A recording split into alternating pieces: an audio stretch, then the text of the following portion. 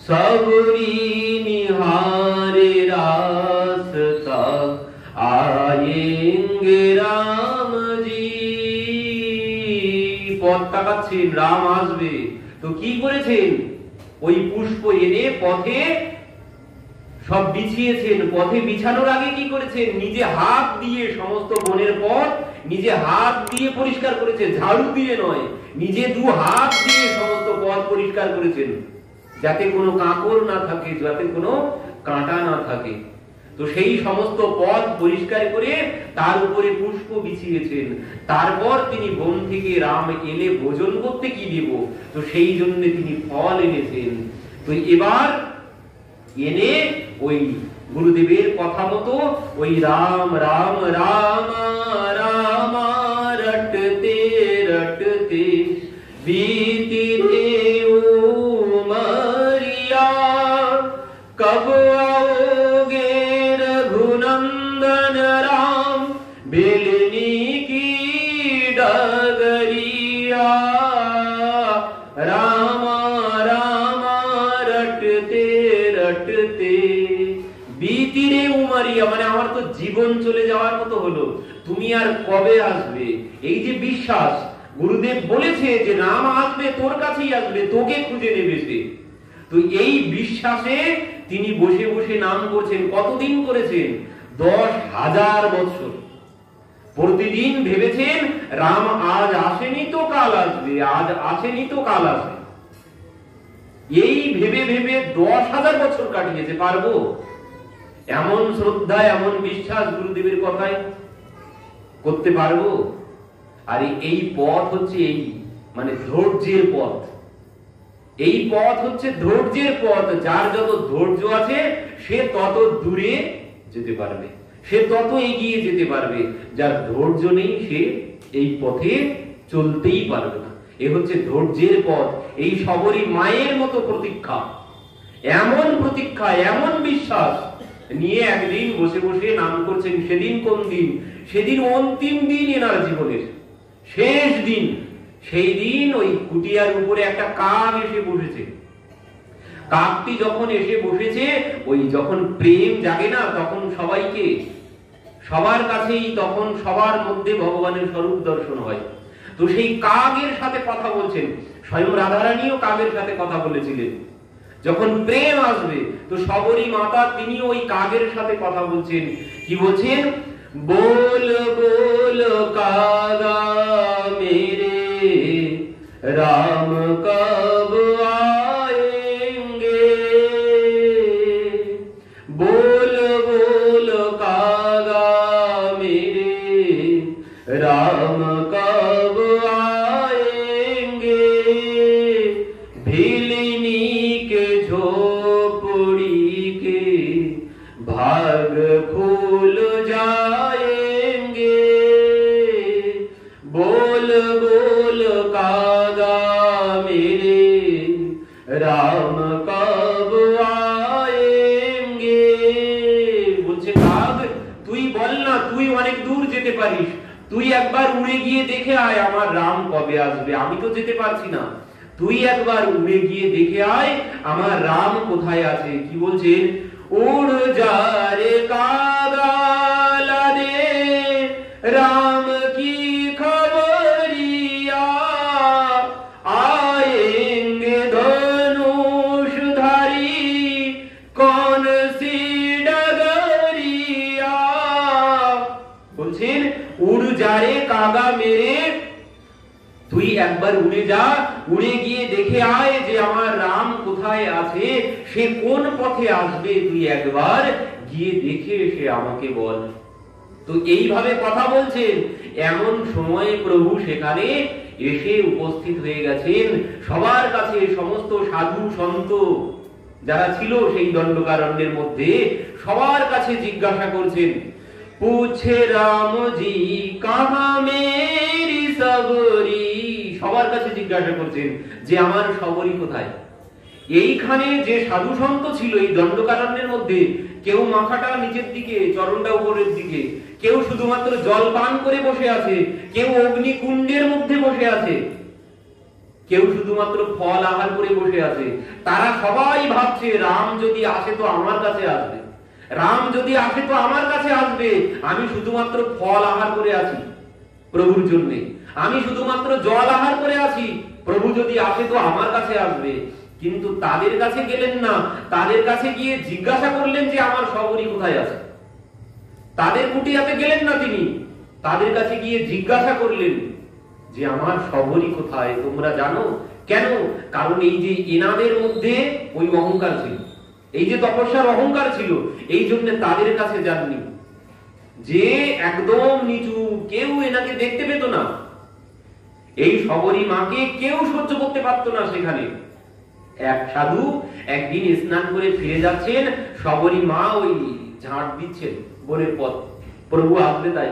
এখন ওই ঝাঁট দিতে গিয়ে ঝাঁটা লেগে ওই ওনার গায়ে একটু ধুলা লেগেছে। তো সেই সাধু বলছে, হায় হায়, তুই কি সর্বনাশ করলি? আমি ওই সরোবর থেকে স্নান করে আসছি, পম্পা সরোবর, তো তুই আমাকে অপবিত্র করে দিয়েছিস, আমাকে পুনরায় স্নান করতে হবে। তো সে এবার যেই স্নান করতে গেছে, স্নান করতে গিয়ে কি হয়েছে, সেই সরোবরে যখন ডুব দিয়েছে, সেই সরোবরের জল কালো হয়ে গেছে। এই সাধু সবাইকে বলছে, দেখো এ কত বড় পাপী, আমি আগে চান করে গেলাম, স্নান করে গেলাম, কিছু হয়নি, কিন্তু এই শবরী যখন স্পর্শ করেছে, তারপরে সে পম্পা সরোবরে আমি ডুব দিলাম, সরোবরের জল কালো হয়ে গেছে। এ কত বড় পাপী, এই জন্য একে কেউ সহ্য করতে পারে না, কেউ দেখতে পায় না। তো ভগবান বলছেন, ওই দিনেরই অধিক দয়া, যাকে কেউ দেখতে পায় না ভগবান তাকেই দেখতে পান। তো এনাদের অহংকার ছিল, এনাদের কাছে ভগবান যাননি, কিন্তু এই শবরী মায়ের কাছে ভগবান এসে উপস্থিত হয়েছেন। সেদিন তিনি বসে বসে ওই রামা রামা রটতে রটতে বিতিরে উমারিয়া তিনি গাইছেন।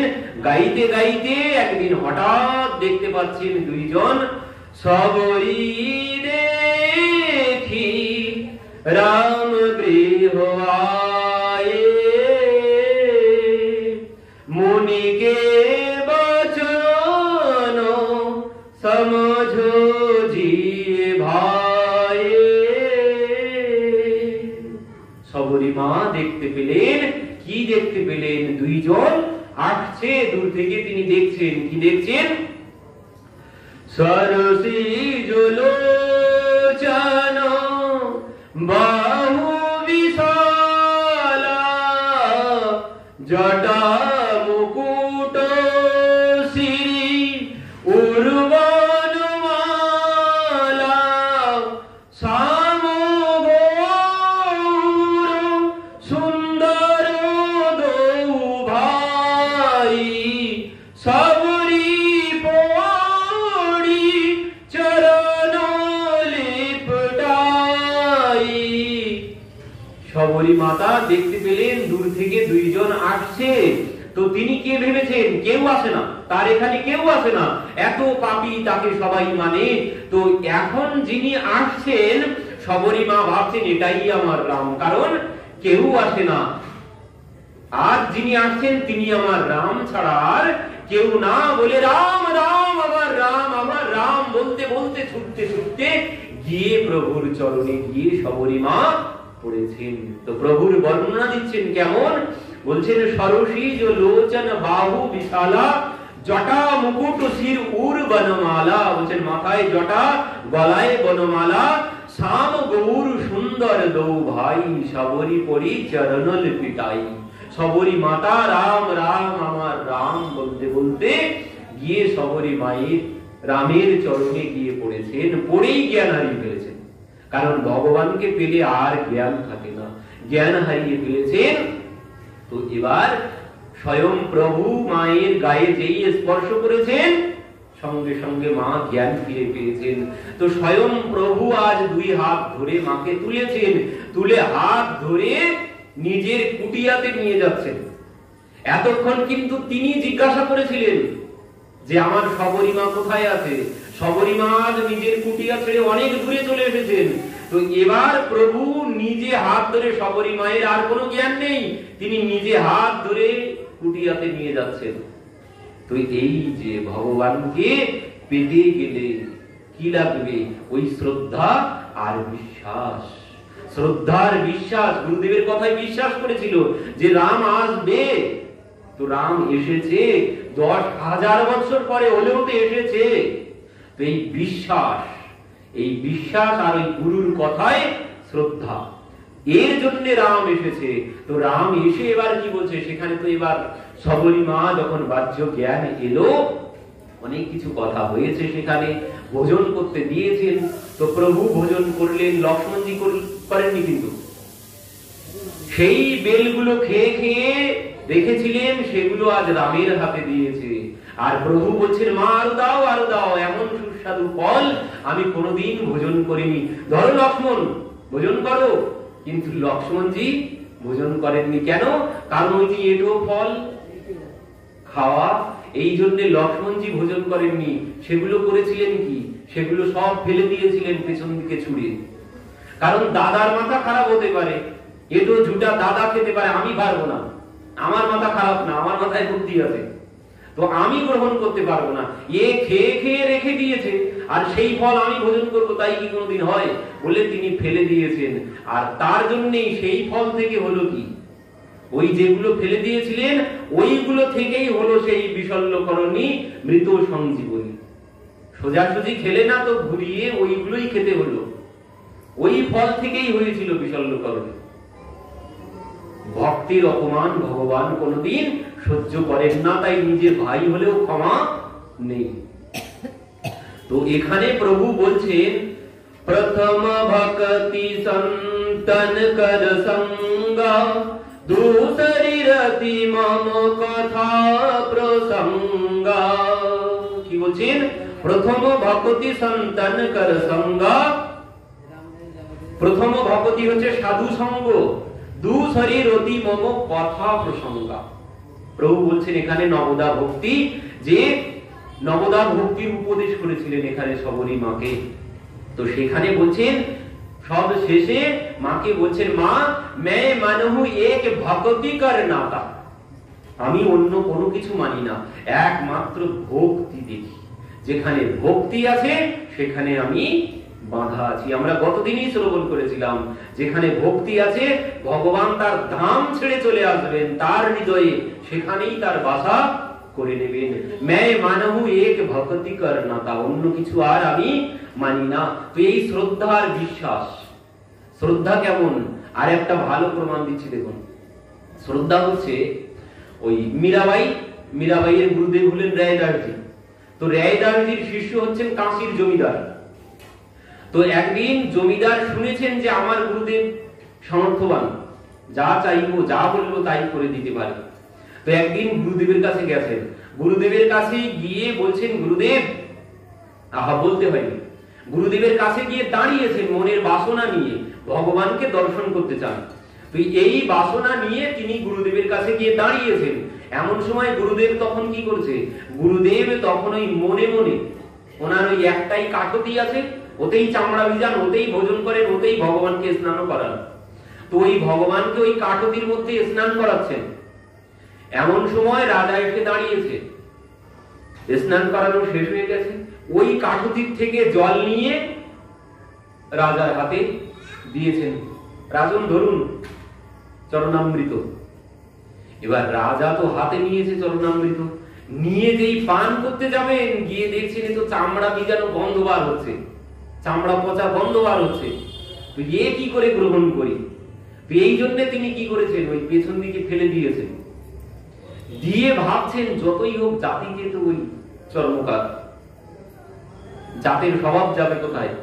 তো এই ভেবে চলে এসেছেন, বাড়িতে এসেছেন, বাড়িতে এসে যে পোশাক পরে গিয়েছিলেন সেই পোশাক খুলেছেন, খুলে এবার দেখছেন কি ওই কাঁধে ওই চামড়া ভিজানো জল, তো ওই কষে গেছে কালো হয়ে, ধোপার কাছে দিয়েছেন। ধোপাকে বলছে এই আমার পোশাকটা কেচে পরিষ্কার করে নিয়ে আয়। ধোপা সারাদিন ধরে যত রকমের ডিটারজেন্ট ভ্যানিশ পাউডার ছিল সব দিয়ে ডলাডলি শুরু করেছেন, কিছুতেই দাগ যাচ্ছে না। তো এত ডলার পরে কেন দাগ যায় না দেখি তো। তখন কি করেছেন, ওই একটু গালে দিয়ে দেখতে চাইছিলেন, জিভটা দিয়ে চেটে দেখছেন যে এই দাগটা কিসের দাগ লেগেছে যদি বোঝা যায়। তো সেই জন্য জিভ দিয়েছেন, আর যেই জিভ দিয়েছেন সে ধোপা জামা কাপড় কাচা বাদ দিয়ে সেবার দুই হাত তুলে নাচতে শুরু করেছেন, শ্রী কৃষ্ণ গোবিন্দ হরে মুরারে, হে নাথ নারায়ণ বাসুদেব, একমাত্র স্বামী সখা মারি, হে নাথ নারায়ণ বাসুদেব, শ্রী কৃষ্ণ গোবিন্দ হরে মুরারে, হে নাথ নারায়ণ বাসুদেব। গাইছেন, সন্ধ্যা পড়ে গেছে। রাজা বলছে, কি ব্যাপার, ধোপা এখন আমার পোশাক নিয়ে ফিরে আসে না কেন? রাজা নিজেই চলে এসেছেন ধোপার বাড়িতে। এসে দেখছেন ধোপা সে জামা কাপড় কাঁচা বাদ দিয়ে ওই হই হই করে নেচে যাচ্ছে। কি ব্যাপার? পাশের লোককে জিজ্ঞাসা করছে, ধোপা এইভাবে নাচানাচি করছে কেন? বলছেন, জানি না মহারাজ, ওই আপনার পোশাকই কাঁপছিল, কিন্তু কাঁচতে কাঁচতে যে কি হলো কিছুই জানি না। তারপর ধোপাকে শান্ত করা হলো। জিজ্ঞাসা করলেন, কি হয়েছে? বলছেন, জানি না মহারাজ, ওই আপনার পোশাকে যে দাগ লেগেছে, ওই দাগটা আমি একটু চেটে দেখছিলাম জিভ দিয়ে। কিসের দাগ? কারণ এত ঘষাঘষি করলাম কিছুতেই ওঠে না। তখন রাজা বুঝতে পারলেন যে আমার ভাগের কৃপাটা, ওই প্রেমটা পেয়ে গেছে এই ধোপা। এই হচ্ছে শ্রদ্ধা। ওই যে গুরু জাতিতে চর্মকাল, শ্রদ্ধা নষ্ট হয়ে গেছে, শ্রদ্ধা চলে গেছে, তার জন্য কৃপাটা পেয়ে গেল ধোপা, রাজা পেলেন না। তো শ্রদ্ধা নেই বলে কৃপা পেলেন না। এনার কাছে একজন এসেছিলেন, ওনার নাম হচ্ছে গোরখনাথজি, খুব বড় সন্ত গোরখনাথজি, ভারত ভ্রমণে বেরিয়েছেন। একদিন এই রায়দাসজির কাছে গিয়ে উপস্থিত। রায়দাসজি একটু জল দিন তো, খুব পিপাসা পেয়েছে। এখন ওই ওনার ওই সাধু সন্তের একটা তো পাত্র থাকে আলাদা, তো ইনি কি করেছেন, ওই চামড়া ভিজানো কাঠুতি, ওই জল ওনার ওই পাত্রে ঢেলে দিয়েছেন। এনারও মনে ওই ভাবনাই দেখেছে, হায় হায়, জাতিতে তো চর্মকাল, হবেটা কি, এই জল পান করা যায়? আমি বললাম পান করব, আমাকে দিল এই চামড়া ভিজানো কাঠুতির জল, গন্ধ বার হচ্ছে। তো উনি কি করেছেন, আস্তে আস্তে চলে এসেছেন। পাশেই ছিল কবিরদাসজির বাড়ি। কবিরদাসজির বাড়িতে এসেছেন, এসে কবিরদাসজিকে ডাকলেন। কবিরদাসজি বাড়িতে নেই। তো কবিরদাসজির কন্যার নাম হচ্ছে কামালি। কামালি বাইরে এসেছেন। কামালি বাইরে এসে বলছে, কাকা কি ব্যাপার? বলছে, কামালি আমাকে একটু জল দে তো। কাকা তুমি কোথা থেকে আসছো? কামালি, আর বলিস না, আমি তো রায়দাস কাকার বাড়ি থেকে আসছি। কি জন্য গিয়েছিলে? বলছে, আমি একটু জল পান করতে গিয়েছিলাম। তো কি হয়েছে? তো বলছে, তোর কাকা যে জল দিয়েছে, সে জল পান করা যায় না। কামালি, তুই একটু জল দে তো। তো কামালি বলছে, কাকা, এনারা সব সমগোত্রীয়, এই গোরখনাথজি, রায়দাসজি, কবিরদাসজি সব সমবয়সী, ওই নামদেবজি সবাই সমবয়সী তখনকার দিনে। তো এবার কামালি বলছে, কাকা, ওই যে রায়দাসজি, যে রায়দাস কাকা যে জল দিয়েছে, সেই জলটা কোথায়? তো বলছে, এই আমার এই পাত্রে আছে। তো বলছে, ওই দাও তো দেখি। তো কামালি কি করেছে, ওই জলটা ভিতরে নিয়ে গেছে, নিয়ে গিয়ে ওই পান করে নিয়েছে। নিয়ে এবার কাকার জন্য পাত্র ধুয়ে এনে জল দিয়েছে। জল পান করে গোরখনাথজি চলে গেছেন, ভারত ভ্রমণে বেরিয়েছেন। এবার ভ্রমণ করতে করতে মুলতান গিয়ে উপস্থিত হয়েছে। এবার ইনি ওই পায়ে হেঁটে হেঁটে মুলতান যেতে যেতে যে সময় লেগেছে, তার মধ্যে কি হয়েছে, এই কামালির আবার এর মধ্যে বিবাহ হয়ে গেছে। কামালির বিবাহ হয়েছে ওই মুলতানেই। মুলতানে গিয়ে এনার পুনরায় পিপাসা পেয়েছে, জল পান করতে গিয়েছে। ওই পুনরায় কামালির যে বাড়িতে বিবাহ হয়েছে, ওই বাড়িতে গিয়েই উপস্থিত। যেই ভিক্ষাম দেখি বলে দাঁড়িয়েছে, এবার কামালি বাইরে এসেছে। কামালি, তুই এখানে? বলছে, হ্যাঁ কাকা, আমার এখানেই, এই বাড়িতেই বিবাহ হয়েছে। তো কামালি, দে আমাকে ভিক্ষা দে। কামালি কি করেছে, ওই ঘর থেকে ওই এক চিমটা, 2 আঙ্গুলের মধ্যে যে কয়টা চাল ধরে, ওই কটা চাল, 4-5টা চাল এনে ওনার পাত্রে দিয়েছেন। আর যেই পাত্রে দিয়েছেন, সঙ্গে সঙ্গে সেই পাত্র ভরে গেছে। এই দেখে গোরখনাথজি বলছে, ব্যাপার কি? কামালি তো 4-5টা চাল হাতে করে নিয়ে এলো, আমার পাত্র ভরে গেল কি করে? কামালি, এই সিদ্ধি তুই কোথায় পেয়েছিস? কেন কাকা, ওই যে সেদিন রায়দাস কাকার জল তুমি পান করনি, আমাকে দিয়েছিলে, তো আমি সেই জল পান করেছিলাম, সেখান থেকে এই সিদ্ধি আমার লাভ হয়ে গেছে। এই কথা শুনে গোরখনাথজি বলছে, ভারত ভ্রমণ পড়ে থাক, ভারত ভ্রমণ পরে হবে। পুনরায় রায়দাসজির কাছে চলে এসেছেন। এসে বলছে, রায়দাসজি একটু জল দিন তো। রায়দাহানি বলছেন পিয়াতে থে তব পিয়া নেহি, বলছেন সেদিন পান করতে দিয়েছিলাম পান করনি, তো পিয়াতে থে তব পিয়া নেহি, जो पिया सो पिया को जन लिया, भूला जोगी रामता फिरे बहे पानी मुल्तान गया। বলছেন যে পান করেছে সে পিয়াকে জেনে গেছে, আর সেই জল এখান থেকে বয়ে মুলতান চলে গেছে। আপনাকে সেদিন দিয়েছিলাম, সেদিন পান করেননি, তো আপনি আজ কি জন্য এসেছেন জল পান করতে সেটাও আমি জানি, কিন্তু সে জল মুলতানে চলে গেছে, আর কোনো লাভ হবে না। তো এই হচ্ছে শ্রদ্ধা আর বিশ্বাস, সবরই মায়ের মতো বিশ্বাস আর এমন শ্রদ্ধা যদি গুরুর উপরে না থাকে তাহলে কোনোদিন ভগবানকে পাওয়া সম্ভব নয়। তো এই শ্রদ্ধা বিশ্বাস থাকলে ভগবান তার কাছে বাধা পড়ে যাবেন। তো পরবর্তীতে ভগবান বাধা পড়ে গেলেন, ভগবান বাধা পড়েছেন অথচ ভক্তকে বন্ধন মুক্ত করছেন। সেই উদুঘর টানতে টানতে তিনি সেই জমালর্জুন বৃক্ষের মধ্যে নিয়ে টানতে শুরু করলেন। জমালর্জুন বৃক্ষ দুইটি সেখানে পড়ে গেল, যেই পড়ে গেল সেখান থেকে দুইজন দিব্য মহাপুরুষ আবির্ভূত হলো, নব যৌবন সমন্বিত দুইজন দিব্য মহাপুরুষ। তো তারা কে ছিল? তো তারা পরবর্তীতে এবার ভগবানের স্তুতি করতে শুরু করলেন। কি বললেন? বাণী গুণানুকথনে শ্রবণ কথায়াম হস্তৌ চ কর্ম সুমনস্তব পাদুয়ার্ণঃ স্মৃত্বা শিরস্তব নিবাস জগৎ প্রণামে দৃষ্টি শতম দর্শনে ভবত্যনুনাম। এই যে নলকুবর আর মণিগ্রীব যে কথা বললেন, কি বললেন? বাণী গুণানুকথনে। এই বাণী কিসের জন্য? বলছেন প্রভু তোমারই গুণগান করার জন্য। শ্রবণও, এই কর্ণ কিসের জন্য? তোমারই কথা শ্রবণের জন্য। এই হস্ত কিসের জন্য? তোমার সেবা করার জন্য। এই চরণ কিসের জন্য? তোমার ধামে গমন করার জন্য। যেখানে তোমার কথা হয় সেই কথার স্থলিতে যাওয়ার জন্য এই চরণ পেয়েছি। আর কি বলছেন? হস্তৌ চ কর্মসু মনস্তব পাদুয়ার্ণঃ স্মৃত্বা শিরস্তব নিবাস জগৎ প্রণামে। এই মনটা কিসের জন্য? তোমারই কথা চিন্তনের জন্য, তোমাকে দেওয়ার জন্য, সংসারকে দেওয়ার জন্য নয়। এই মাথা কিসের জন্য? বলছেন এই মাথা তোমার ভক্তের চরণে নিচু করার জন্য, তোমার চরণে নিচু করার জন্য। আর কি বলছেন? দৃষ্টি শতাম দর্শনে ভবত্যনুনাম। এই দৃষ্টি কিসের জন্য? এই নয়ন কিসের জন্য? বলছেন প্রভু তোমাকে দর্শন করার জন্য আর তোমার ভক্তকে দর্শন করার জন্য। এই শরীর তুমি দিয়েছো তোমার সেবার জন্য, কিন্তু আমরা সেসব বাদ দিয়ে সংসারের সেবা করে গেলাম, সংসারের রূপ দর্শন করে গেলাম। এই জন্য তো কৃপা হচ্ছে না। এই যে নলকুবর মণিগ্রীব যে কথা বলেছে, এই কথার তাৎপর্য সব থেকে বেশি কোথায় দেখুন? আগামীকাল যে একাদশী, উত্থান একাদশী, বলছেন এই নলকুবর মণিগ্রীব যে কথা বলেছে এই কথা মেনে যদি একাদশী পালন করতে পারি তাহলেই একাদশী পালনের ফল লাভ হবে। একাদশীর দিন কি করতে হবে?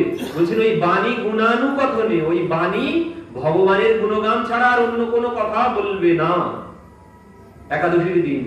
আর শ্রবণ কর্ণ, ভগবানের কথা ছাড়া একাদশীর দিন অন্য কথা শ্রবণ করবে না। এই হস্ত ভগবানের সেবা ছাড়া অন্য সেবা করবে না। এই চরণ ভগবানেরই কাছে যাবে, অন্য কোথাও যাবে না। আর এই মাথা ভগবানের চরণে নিচু হবে। এই মনটা ভগবানেরই চিন্তন করবে। এই নয়নটা ভগবানকে আর তার ভক্তকেই দর্শন করবে। যদি এইভাবে একাদশী করতে পারি তাহলে একাদশীর ফল লাভ হবে। যদি এইভাবে বাণী গুণানুকথনে ভগবানের কথা ছাড়া অন্য কথা বলবো না, অন্য কথা শুনবো না একাদশীর দিন, তাহলে একাদশীর ফল লাভ হবে। তাহলে যদি এভাবে পারি তাহলে। আর এই যে একাদশী বলছেন, এই যে সারা মাসে যারা কোনো কিছু করতে পারেননি, কার্তিক মাসে ভগবানের জন্য কিছু না কিছু করতে হয়, পরিশ্রম না করলে তাকে ওই তির্যক জনিতে যেতে হবে। তো এই একাদশী বলছেন, এই একাদশী যদি একটা একাদশী, এই একাদশী যদি কেউ শ্রদ্ধা সহকারে এইভাবে যদি পালন করতে পারি, তো সমস্ত কার্তিক মাসের ব্রত পালনের ফল লাভ হবে। যদি এই একাদশী শ্রদ্ধা সহকারে এইভাবে নলকুমার মণিগ্রীব যা বলেছে এইভাবে যদি করতে পারি, তো এই যে নলকুমার মণিগ্রীব এই ফল পেল কি করে?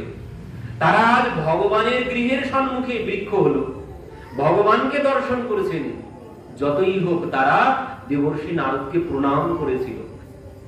দেবর্ষি নারদকে তো প্রণাম করেছিল ব্যঙ্গ করে, উলঙ্গ হয়ে জলকেলি করেছিল, উলঙ্গ হয়ে উঠে এসে দেবর্ষি নারদকে ব্যঙ্গ করে প্রণাম করেছে। তার জন্য তাদের এই ফল লাভ হয়েছে। তো বলছেন এই প্রণাম, এই মাথা, বলছেন মাথা প্রভু তোমার ভক্তের কাছে নিচু করার জন্য, আর তোমার চরণে নিচু করার জন্য। ভক্তের কাছে নিচু করেছিলাম বলে প্রথমে তো নিচু করেননি, প্রথমে সোজা দণ্ডবত করেছিলেন, খাড়া হয়ে দণ্ডবত করেছিলেন। তো তাতেই তাদের এই ফল হয়েছে। ভগবানকে তারা ভগবানের বাল্য লীলা দর্শন করেছেন 3.5 বছর পর্যন্ত। তো এই প্রণাম তো আজকালকার দিনে আর কেউ করে না। প্রণাম করলে কি হয়? চত্তারিকস্য বৃদ্ধ্যন্তে আয়ুর বিদ্যা যশ বলম। প্রণাম করলে আয়ু, বিদ্যা, যশ আর বল লাভ হয় প্রণাম করলে। কিন্তু আজকালকার দিনে আর কেউ আমরা প্রণাম করি না। তো এই নলকুমার মণিগ্রীব ভগবানকে বন্দনা করলেন, স্তুতি করলেন, তারা সেখান থেকে চলে গেলেন।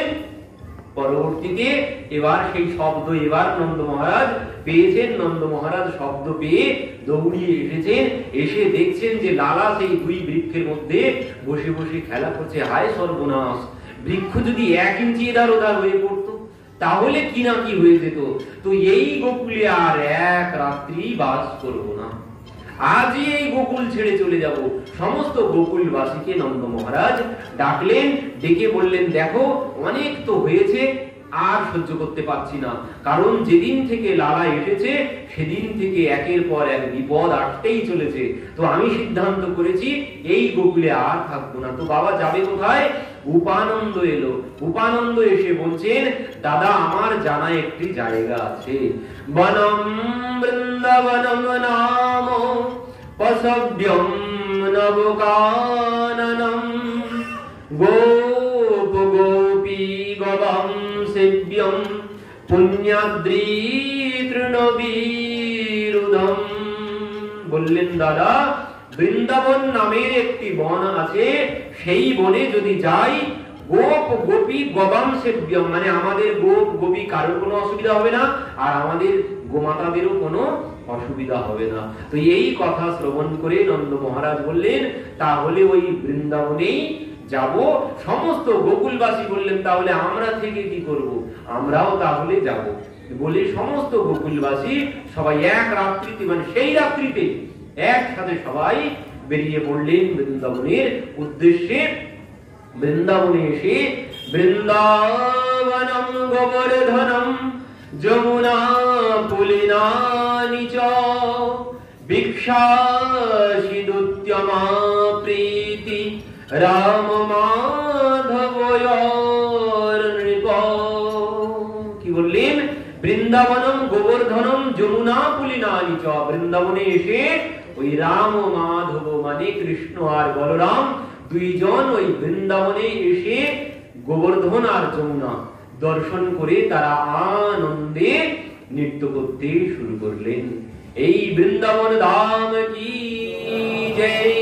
তো বৃন্দাবন কি বলছেন? বৃন্দাবন হচ্ছে বৃন্দায়া তুলস্য বনম বৃন্দাবনম, যেখানে তুলসী দেবী বাস করেন সেটাই হচ্ছে বৃন্দাবন। যেখানে ভক্তের সমূহ বাস করে সেটাই হচ্ছে বৃন্দাবন। তো বৃন্দাবন ধাম কি জয়। তো সমস্ত গোকুলবাসী বৃন্দাবনে চলে এলেন। এখানেই দামবন্ধন লীলা বিশ্রাম হচ্ছে। তো আমাদেরও আজ এখানেই লীলা বিশ্রাম হচ্ছে। জয় জয় শ্রী রাধেশ্যাম গিরিরাজ মহারাজ কি জয়। ভাগবত মহাপুরাণ কি জয়। বাঁকে বিহারী লাল কি জয়।